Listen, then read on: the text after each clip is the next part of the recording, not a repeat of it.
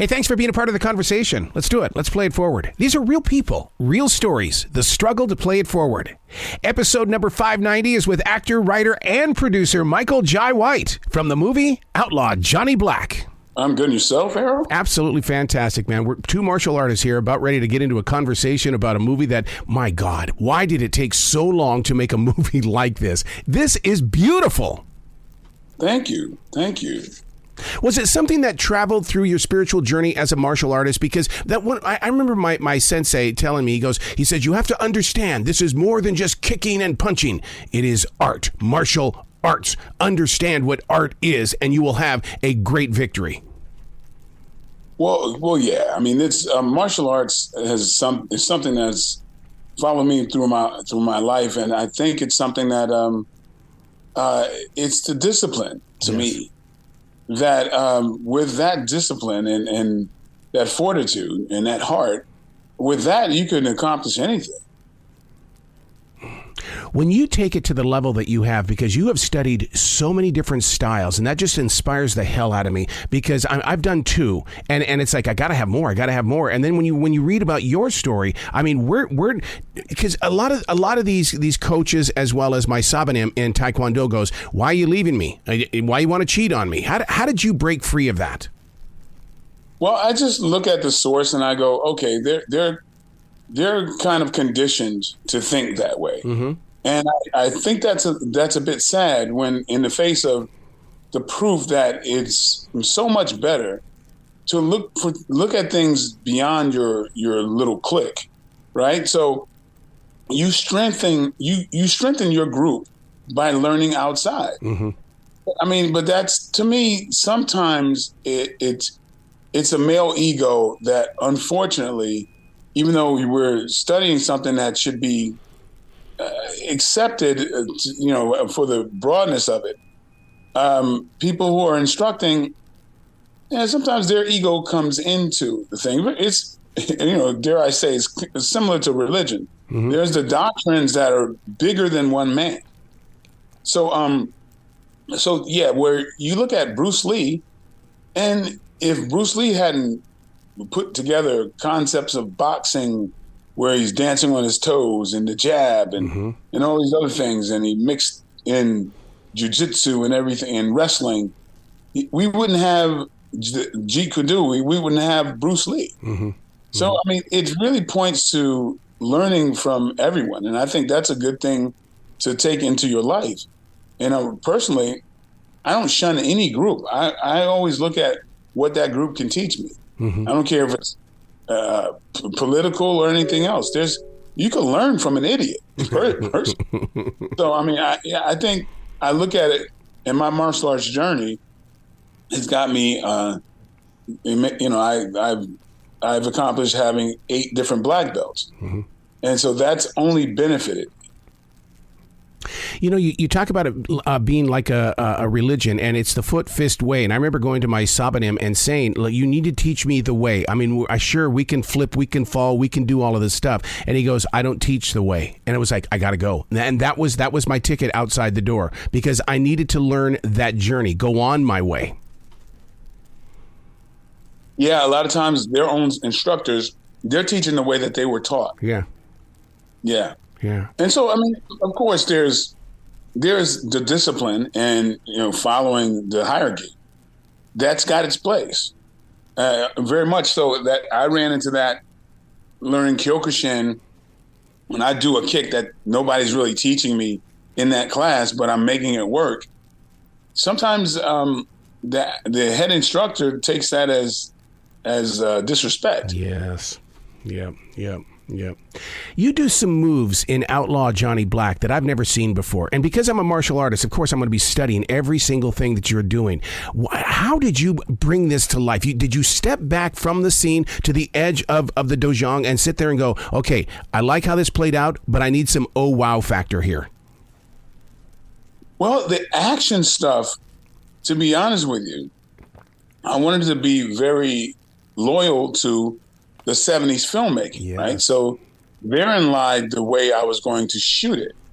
And when we watch the movies like Billy Jack and things circa 1971, there was a way that that they were filmed, and there was no camera tricks or anything. So I was going to do it very pure. And really, the action scenes that you see that I do in this movie, I created those scenes on the way to the set. Wow. Nobody had those scenes choreographed but me. That was in my head. Since I was directing, I would know and find the times that was more beneficial to the set schedule.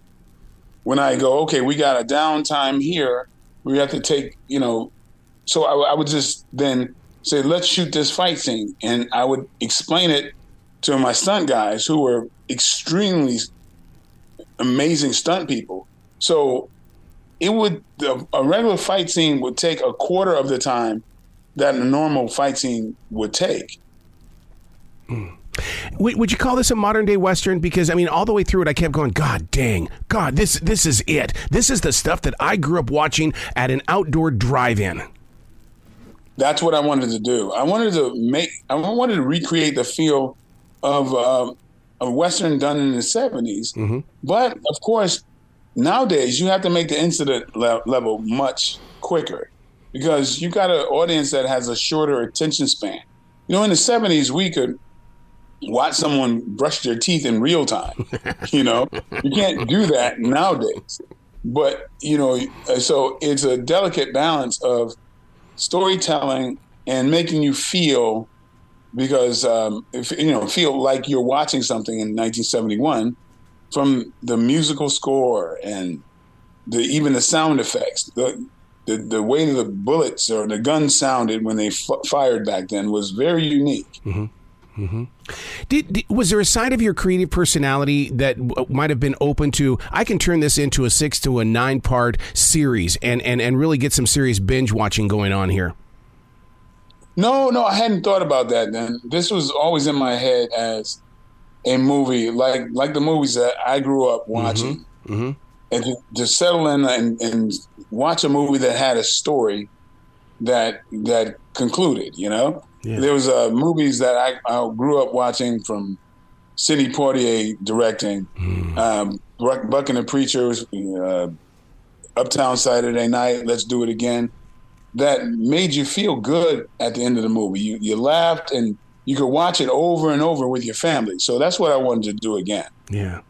It's definitely got that kind of a feel to it. I mean, because even to read that, Harry Belafonte played a major role in your life. I'm going, of course, I can feel it. It's not just a movie I'm watching; it's what I'm feeling. Yes, sir. I mean, luckily, two of my biggest role models and heroes appear in this movie. And that was the kid in me just really celebrates that. It's like a dream come true, because if not for these men, I don't know who I'd be today. How do you set up a conversation with them in the way that, you've got to be a one-on-one, everyday, down-to-earth person saying, hey, I got this idea. You can't go in there as a big fan, can you? Well, I went in as a big fan, but they became father figures to me quite early on. So I had a relationship with them already, and years behind us. So that helped. You have a great line in this. I am no gentleman and I'm not a preacher. That to me is one of those lines that people could say for the rest of our lives. And in a good conversation, I am no gentleman and I am not a preacher.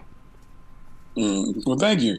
I really wanted to adapt the way of speaking from that time period. It's very precarious because it's so easy to get it wrong if you had an actor who brought in the contemporary mindset or feel. It's very easy because that's what a lot of Westerns have gotten wrong. The ones that have failed recently, I consider sometimes they don't. Sometimes I feel like they might fall short of kind of feeling like people are from that time period. Because the Westerns I grew up on were made of some stuff that you couldn't take your eyes off. The Lee Marvins, the Lee Van Cleefs, Charles Bronsons, Clint Eastwood.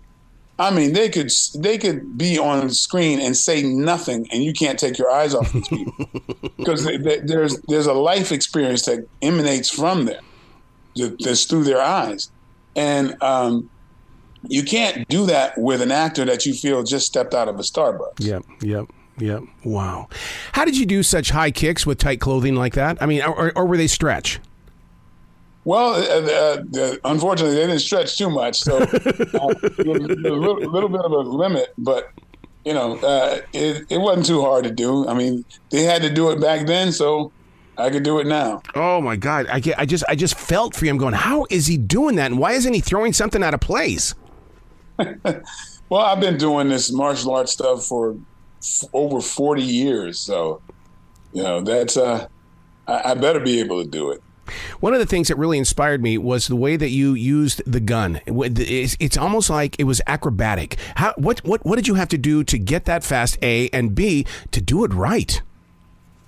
Well, I mean, it's weird. I guess I've got the hand-eye coordination from martial arts. Yeah. I used to do weapons and stuff, and so it's just about practicing. There's that slap sequence that's an homage to Terrence Hill, My Name Is Nobody, famous slap sequence that was kind of sped up when they did it. Well, I intended on speeding up that scene, but when I saw it, I felt like it was fast enough, just normal. Mm-hmm. And so that scene I actually choreographed on the way to the set. While I was driving, I was kind of working that scene out in my head. So let me ask you, I host a show on iHeartRadio called Creativity is the Addiction. Because this is twice now you talk how you build these scenes inside your head. Is creativity an addiction for you? Well, yeah, I don't know if it's an addiction, but it is such a, I mean, it's such a blessing. Yeah. It's a gift. So basically, I'm letting people in on the movie I already see in my head. See, that's inspiring to a lot of creative people because that's one of the things that's happening right now with modern day technology. I would love to see what tomorrow's producers and directors are going to do because they watch movies like yours and say, I can do this at home in my bedroom. Yeah. It's really flattering when other filmmakers are influenced by something I've done. This recent movie from Jewel Taylor, They Clone Tyrone. Mm-hmm. Jewel contacted me. He said he was so influenced by Black Dynamite that he wanted to do kind of a homage to the Anaconda malt liquor. In a scene, the drink of choice in that movie was Anaconda malt liquor, something I created for that movie, and I was very flattered by it. Black Dynamite has to be one of the first films I've ever. When I finished it, I went back and watched it again because I really felt like there's got to be Easter eggs in here. There's got to be something he planted in the background. I've got to catch it. I got to watch it all over. Well, this one has so many Easter eggs. This has a great deal of them that I'm just waiting for the audience to find them. So it's in some of the early viewings of it, the screenings I've had, I really enjoy when people go, "Hey, did you get that from High Plains Drifter?" And or some of them are obvious, but there's a lot of very subtle Easter eggs in this movie. I'm glad you said High Plains Drifter because I want to ask, did you get some stuff up from Blazing Saddles in this? Oh, absolutely. You see that in the trailer. There's a big Mondo reference there. Mondo, yeah. See, and it's that stuff right there that serves as candy for younger viewers or even for an adult viewer to go back and Google it to find out about it and rewatch it and look at the connection between yesterday's Hollywood and today's Hollywood. Yeah, and there's a theater in Detroit that's showing a double feature of Blazing Saddles and Outlaw Johnny Black. Wow. How does that make you feel? It makes me feel tremendous to be compared to Blazing Saddles in the reviews, I mean, there's been reviews that's comparing this movie to some of the greatest Westerns. Yeah. And also my heroes, Monty Python. Yes. It compared this movie to my favorite comedy of all time, Monty Python and the Holy Grail. To me, I was floored when I saw that comparison.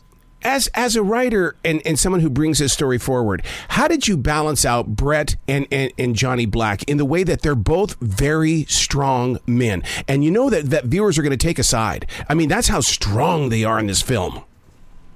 Yeah, I mean, I wanted to have a tone where you really feel the menace and the drama, but also a place where the comedy doesn't work and takes you into some foreign territory. So that's a delicate balance, but yeah, and having Chris Browning, who was one of the most incredible actors in there to deliver that. I mean, I got Glenn Turman and Anika Noni Rose. These people are acting royalty. Mm-hmm. So, I mean, honestly, if I had $50 million to do this movie, the cast wouldn't have been any different. I really went for the best people and got them. Did you have to film it in the way of, like an independent film where you have to get in there, get the scenes done, save the money, let's go to the next shot? Absolutely. I only had 21 days to shoot this Western. I think it might have been, I don't know if there's been in the history of Westerns one that's been done in 21 days. I kind of doubt it, So how much of it was left on the cutting room floor? Because I would love to see the director's cut on this. Well, I mean, not much. I mean, I had to cut out a few scenes. Yeah. But it's pretty much the movie that I had in my head. Don't you love that when those thoughts come into mind and all of it? Does it start on a sheet of paper, or because you got to put it somewhere once it's been in your head? Oh yeah, it starts on a sheet of paper. Yeah. It's or nowadays in my computer. So it really starts there, and it just, I mean, to be able to be at a place where we're talking about it, this is just a dream come true. See, and I think that's where martial arts plays out in a huge way, because when we were doing our poomsays and we were doing all of our forms and things, you had to remember 50 to 70 different moves. And so when you have something like this making a movie, you store it away in that same place that you did when you were doing your martial arts. Well, absolutely. Well, martial arts, just like the belt levels, there's one obstacle that you overcome, and then you get to the next level. Yeah. And you start to realize it's you pitting yourself against you. You're your biggest obstacle. So if you just stay in there and stay disciplined, you will eventually overcome all those obstacles.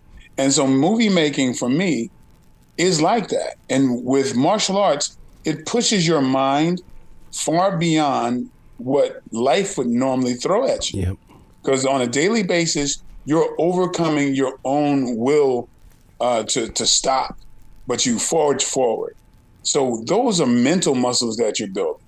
And that with that mental muscle, I take that into my career and my directing. And I know without a doubt, I will overcome every obstacle. Oh, I love your attitude. Oh, it's such a winning attitude.